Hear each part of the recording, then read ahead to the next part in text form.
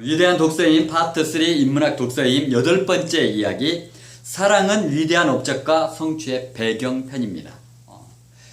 사랑은 위대한 업적과 성취를 이룰 수 있는 가장 큰 힘이라는 얘기입니다. 이 말을 풀어보면, 그러니까 모든 위대한 일 뒤에는 반드시 사랑이 있었다는 거예요. 사랑 없이는 절대로 위대한 일을 할 수 없다라는 거예요.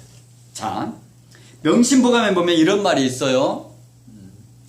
작은 부자는 근면함에 달려있고 큰 부자는 하늘에 달려있다고 합니다. 자, 이 말은 무슨 말이냐면, 작은 부자는 근면함에 달려있다는 말은 어떤 사람이든지 성실하게 한눈 팔지 않고 열심히 살면 어느 정도의 부를 유지하면서 살 수 있다라는 거예요. 쉽게 얘기하면 하늘은 스스로 돕는 자를 돕는다.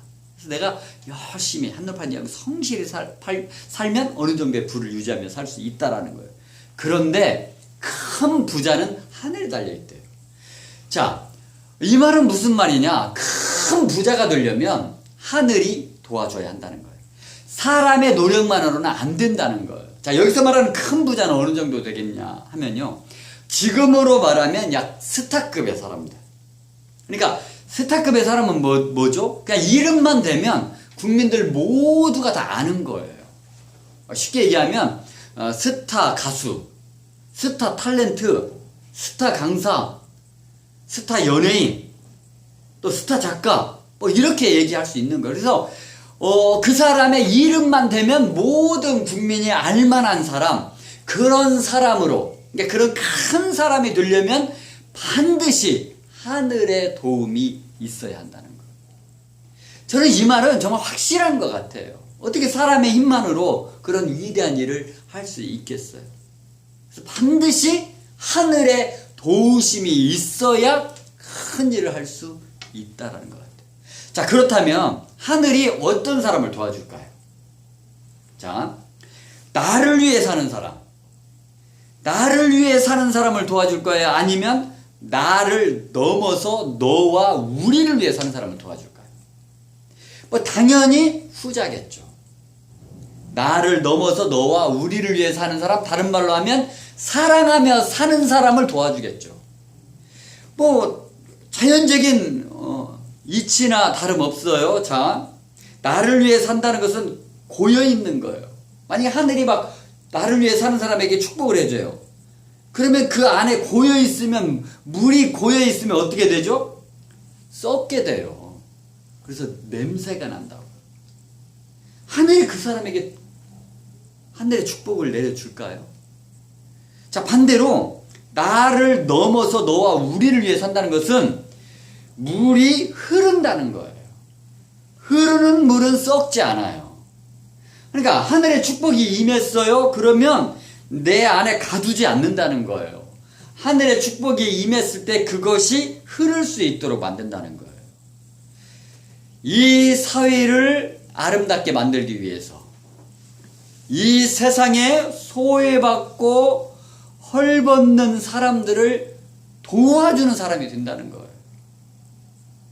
하늘이 어떤 사람 도와주겠어요? 당연하지 않을까요? 하늘이 당연히 사랑하는 사람, 나를 넘어서 너와 우리를 위해 사는 사람을 도와줄 거라고 저는 확신합니다. 그래서 사랑은 모든 위대한 업적과 성취의 배경에 있는 거예요. 자, 우리 이순신 장군 너무너무 잘 알고 있죠. 작년에 명량이라는 영화가 무려 1750만 명이 명량을 봤대요. 저는 정말 그 숫자에 깜짝 놀라지 않을 수가 없어요. 자, 우리 이제 노년층 빼고 어린이층 빼고 아마 인구의 절반 정도가 영화를 봤다고 저는 생각이 들어요. 어떻게 한 영화를 인구의 절반이 볼 수 있을까요? 그러니까 진중권이라는 그 영화 평론가는 이런 말도 했었어요. 명량이라는 영화는 작품성은 좀 떨어진대요. 그런데 그렇게 흥행할 수 있었던 것은 이순신 장군의 인기 때문이라는 거예요. 그러니까 명량이란 영화가 훌륭해서가 아니라 이순신 장군이 훌륭해서, 이순신 장군이 인기가 많아서 그만큼 흥행을 했다라는 얘기예요. 자, 이순신 장군은 어떤 장군입니까? 자, 5000년 대한민국 역사 가운데 가장 위대한 장군이라고 우리는 말할 수 있습니다. 그런데 이순신 장군이 어떻게 해서 5000년 역사 가운데 가장 위대한 장군이 되었을까요? 그 배경은 사랑입니다. 자, 이순신 장군은 백의종군을 2번 하셨어요. 특히 임진왜란 때는 자, 왕명을 거역한 죄, 그러니까 대역죄인이 된 거예요. 사실 대역죄인이 되면 어떻게 하죠? 원래 막 수없는 고문을 가한 후에 목을 베서 죽이는 거예요. 대역죄인. 왕명을 거역했기 때문에. 과거의 왕정시대에는 왕의 말이 곧 법이었어요. 왕명을 거역하면 무조건 대역죄인으로 몰려서 죽임을 당해요. 이순신 장군도 그런 상황이었어요. 그러니까 수없이 고문당하고 이제 목베임을 당해야 되는 차례에서, 그런데 잘 아시겠지만 유성룡이란 사람이 선조들한테 정말 간곡하게 간청해서 제발 목숨만 좀 살려달라고. 목숨만 살려놓으면 나라와 왕을 위해서, 백성을 위해서 크게 쓰임받을 날이 있을 거라고 그렇게 간절하게 애원해서 목숨만 건진 거예요. 그런데 그런 몸으로도 다시 전장에 복귀해서 목숨을 걸고 싸우셨어요. 그게 바로 이순신 장군입니다. 저는 입장을 바꿔놓고 생각해봐요. 만약에 내가 이순신 장군이라면 나는 어떻게 할까? 나 아무 잘못한 게 없어요. 내가 아무 잘못한 게 없는데 나를 나라에서 잡아다가 막 그렇게 반 죽을 때까지 막 때린 거예요. 막 고문을 한 거예요. 그리고 다시 나가서 싸워라. 저 같으면 안 싸울 수도 있을 것 같아요. 아니, 나 아무 잘못도 없는데 나를 그렇게 막 못 살게 했는데.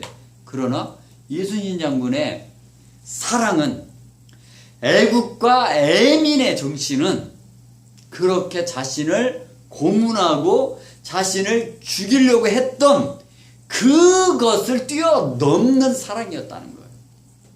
그래서 이순신 장군은 대한민국 5000년 역사 가운데 가장 위대한 장군이 될 수 있었다라는 거예요.